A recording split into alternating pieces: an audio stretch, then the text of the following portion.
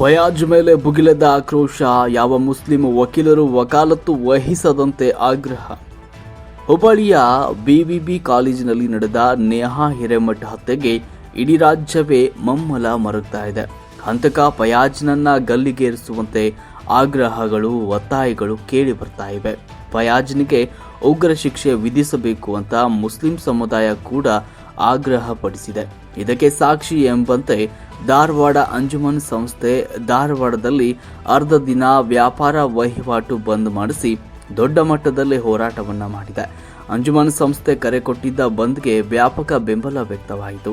ಬಂದ್ ಮಾಡಿದ ಅಂಗಡಿ ಮುಂಗಟ್ಟುಗಳ ಮುಂದೆ ನೇಹಾ ಫೋಟೋ ಹಾಕಿ ನೇಹಾ ಕುಟುಂಬಕ್ಕೆ ನ್ಯಾಯ ದೊರಕಿಸಿಕೊಡಬೇಕು ಅಂತ ಒತ್ತಾಯಿಸಲಾಯಿತು. ಈ ಹಂತದ ಬಂದ್ ಒಂದೆಡೆಯಾದರೆ, ಇನ್ನೊಂದು ಕಡೆ ಧಾರವಾಡ ಮುಸ್ಲಿಂ ಸಮುದಾಯದವರು ಹಾಗೂ ಅಂಜುಮನ್ ಸಂಸ್ಥೆ ಸದಸ್ಯರು ದೊಡ್ಡ ಮಟ್ಟದಲ್ಲೇ ಮೌನ ಪ್ರತಿಭಟನೆ ಮೆರವಣಿಗೆ ಮಾಡಿದರು.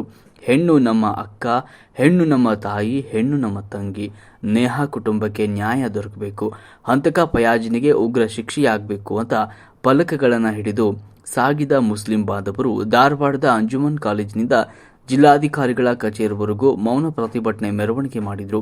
ಈ ಮೆರವಣಿಗೆಯಲ್ಲಿ ಸಾವಿರಾರು ಜನರು ಪಾಲ್ಗೊಂಡು ನೇಹಾ ಕುಟುಂಬಕ್ಕೆ ನ್ಯಾಯ ದೊರಕಿಸಿಕೊಡಬೇಕು ಅಂತ ಆಗ್ರಹಿಸಿದರು.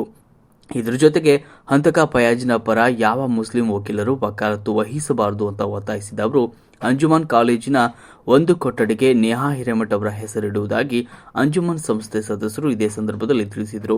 ಒಟ್ಟಾರೆ ಸೋಮವಾರ ಅಂಜುಮನ್ ಸಂಸ್ಥೆ ಕರೆ ನೀಡಿದ್ದ ಅರ್ಧ ದಿನದ ಅಂಗಡಿ ಮುಂಗಟ್ಟು ಬಂದ್ಗೆ ಬೆಂಬಲ ವ್ಯಕ್ತವಾಯಿತಲ್ಲದೆ, ಮೌನ ಪ್ರತಿಭಟನಾ ಮೆರವಣಿಗೆಯಲ್ಲಿ ಸಾವಿರಾರು ಜನ ಮುಸ್ಲಿಂ ಬಾಂಧವರು ಪಾಲ್ಗೊಂಡು ನೇಹಾ ಕುಟುಂಬದ ಬೆನ್ನಿಗೆ ನಿಂತಿದ್ದಂತೂ ಸುಳ್ಳಲ್ಲ. ವರದಿ ಮಾರುತಿ ಲಮಾಣಿ, ಮಹಾಯುದ್ಧ ನ್ಯೂಸ್, ಧಾರವಾಡ.